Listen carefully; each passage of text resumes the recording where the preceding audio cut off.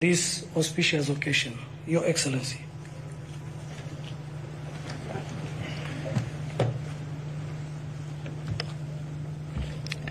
Thank you very much. We can take our seats. Cabinet Secretary, Ministry of Defense, Principal Secretary and Staff, Chief of the Defense Forces, retired Chiefs of Defense Forces, Service Commanders, General Officers, retired General Officers and service personnel, distinguished guests, ladies and gentlemen. It gives me great pride and honor to join today here at Moi Barracks, Eldoret, as we mark the Kenya Defense Forces Day. This occasion is a moment of deep national pride, a day when we pause as a nation to honor our gallant men and women in uniform, officers whose enduring courage and steadfast devotion to duty have safeguarded our sovereignty, upheld our security, and advanced our stability and prosperity. Today's celebrations, guided by the theme enhancing a soldier-centric approach towards mission readiness for national security and development, comes at a defining moment, capturing both the spirit of our times and the enduring call to place the soldier at the heart of our national security and development agenda. We are reminded that the true heart of our national defense lies not only in our weapons or technology, vital though they are, but in the courage, welfare, and the unwavering readiness of the Kenyan soldier.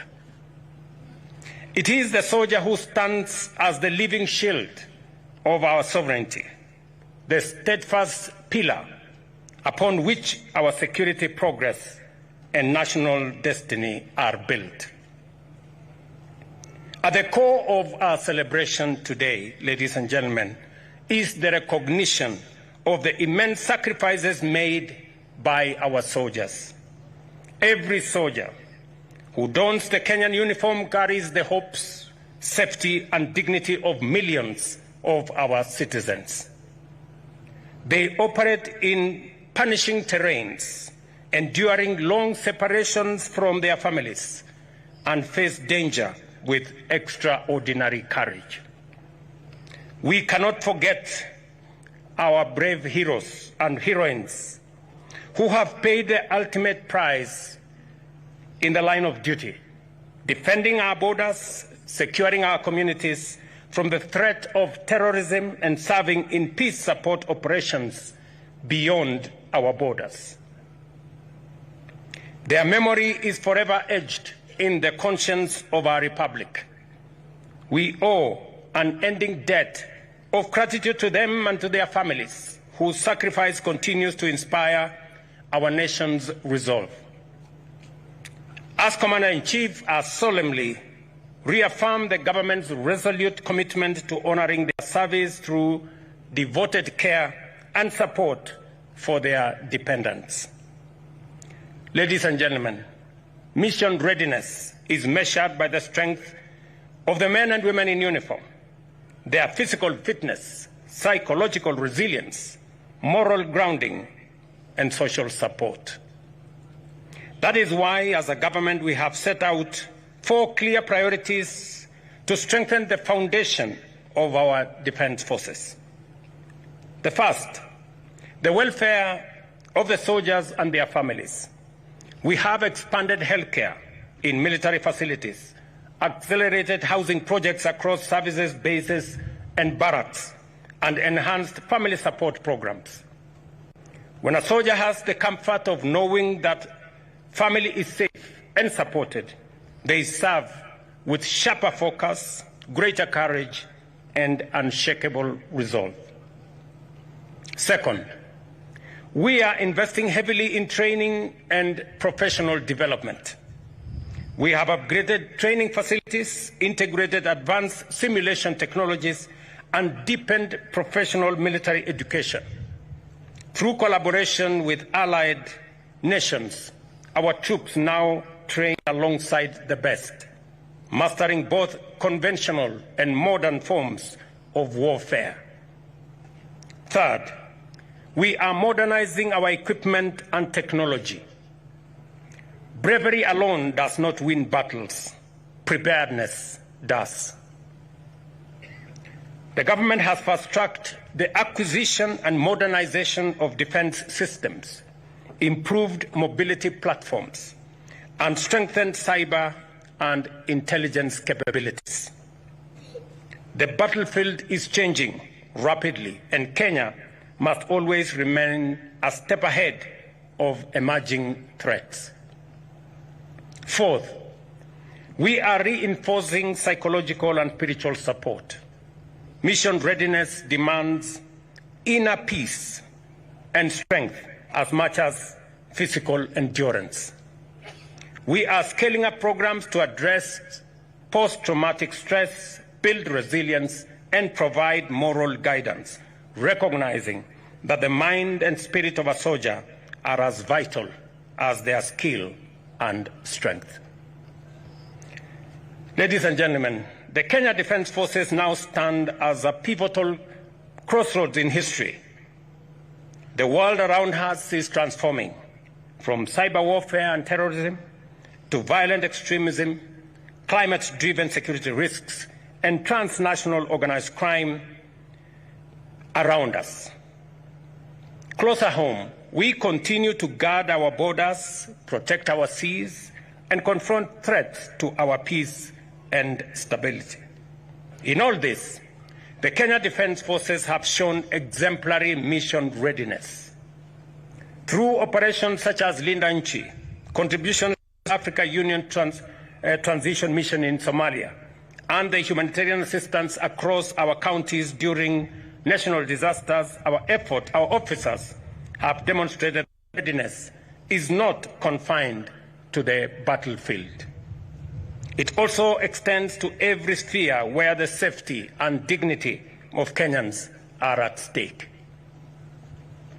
Our approach must therefore remain dynamic by strengthening intelligence gathering, fostering interagency collaboration, and investing in rapid deployment capabilities. Distinguished guests, security and development are two sides of the same coin. Without security, there can be no sustainable development. And without development, insecurity finds fertile ground. The KDF, through their discipline and professionalism, continues to contribute immensely to our national development agenda. Fellow citizens, the story of KDF is the story of what is possible when Kenyans choose excellence over average, service over selfishness, and courage over comfort. The transformation of our nation depends on this very spirit, the willingness to think big, to believe in our own potential, and to reject the limits of the ordinary. I have said it before, I repeat it here today again, that we must reject mediocrity in all its forms. We must aim higher, work harder, and serve better. We must settle for nothing less than the very best. Kenya Defence Forces are our heroes and patriots who continue to serve our beloved country with unmatched efficiency, discipline, and commitment. The KDF has remained a shining symbol of professionalism and integrity, not only in protecting our sovereignty, but also in driving the very transformation of our nation. Across Kenya, the fingerprints of the KDF are everywhere. You have built roads that connect communities and open new frontiers of opportunity. You have supported the construction of hospitals and schools that give life and hope to our people. You have played a pivotal role in iconic infrastructure projects such as Talanda Stadium, embodying our belief in talent, excellence, and national pride. In the North Rift, your courage and discipline have restored peace and order, allowing families and businesses to thrive once again. Our soldiers have also been instrumental in disaster response, medical outreaches, and environmental conservation efforts, such as tree planting, all of which strengthen our national resilience and defense. We shall continue to harness the skills and expertise of the Kenya Defence Forces in nation-building projects, whether in housing, manufacturing, innovation, or national infrastructure.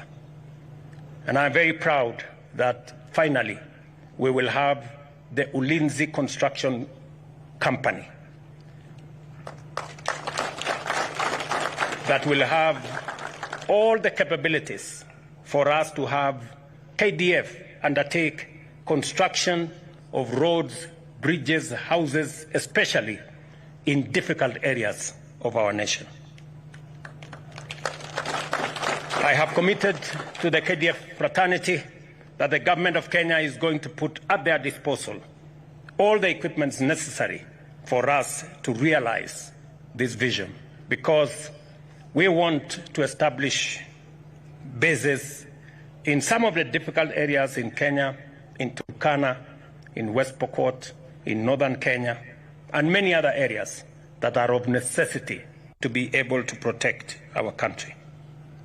We shall also continue to deepen defense cooperation with regional and international partners, strengthen our interoperability, and enhance intelligence gathering. These partnerships not only improve our mission readiness, but also elevate Kenya's role as a responsible and respected member of the international community. As President and Commander-in-Chief, I am proud of what you have achieved, not only because you serve with honor, but also because your work gives life to the government's vision of a transformed and prosperous Kenya. You are builders of the Kenya we dream of, a Kenya that is modern, united, secure, and full of possibility. To the men and women of the Kenya Defence Forces, your patriotism, discipline, and professionalism inspired this great republic.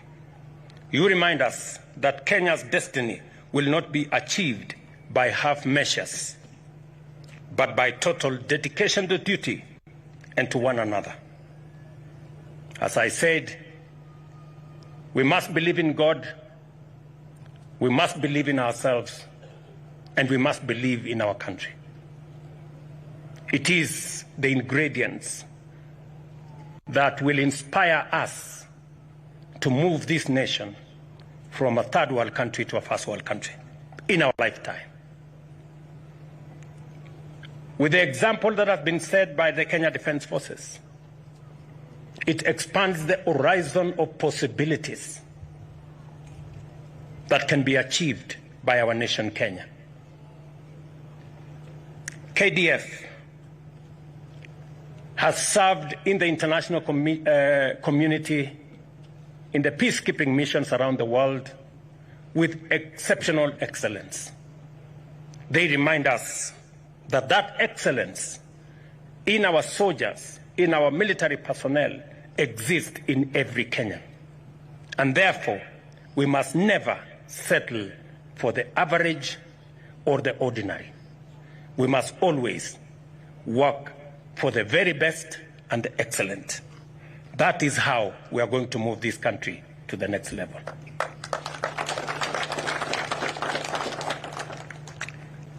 As Commander-in-Chief, I thank you for standing tall for Kenya, for building, protecting, and transforming our nation with excellence and pride.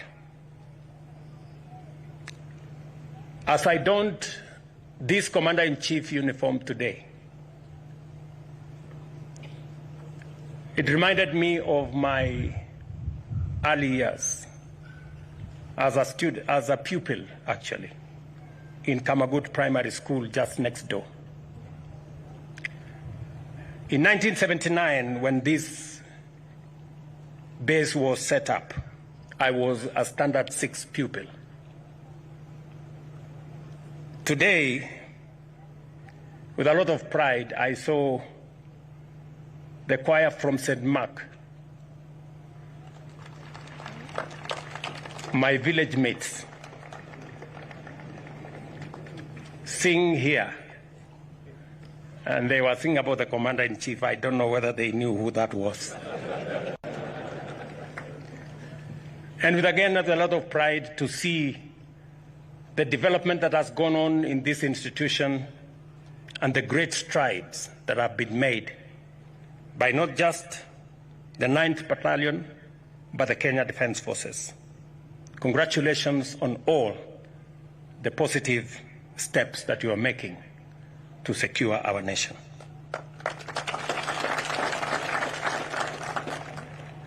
Once upon a time, I watched as a pupil, as there was training of soldiers around this compound.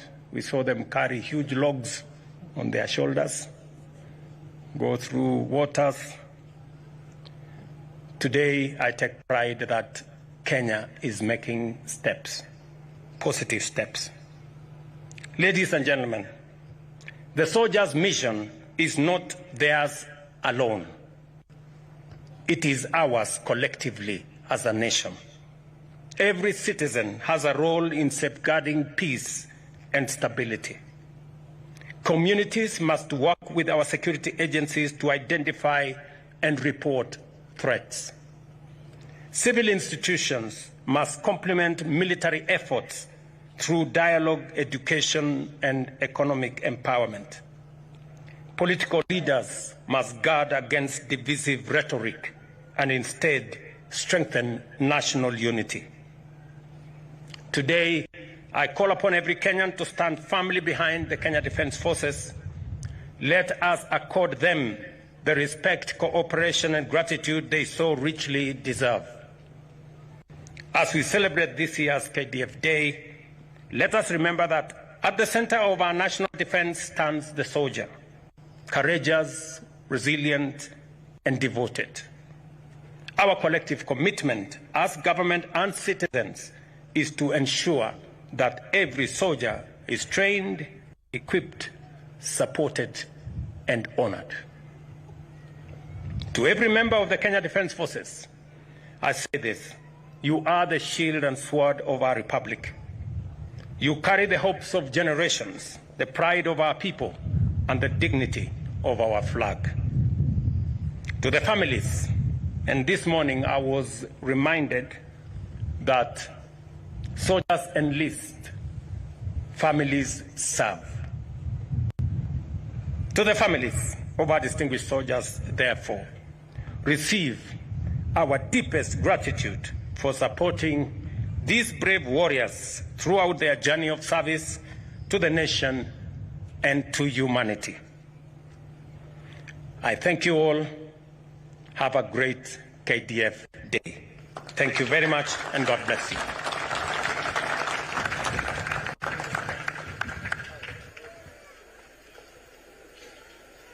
Asante sana Mheshimiwa Rais. Kinafuata kipindi cha sherehe za machweo ya jua, beating of the retreat by the KDF band. Bendi, tafadhali wapo mko tayari, uwanja ni wenu.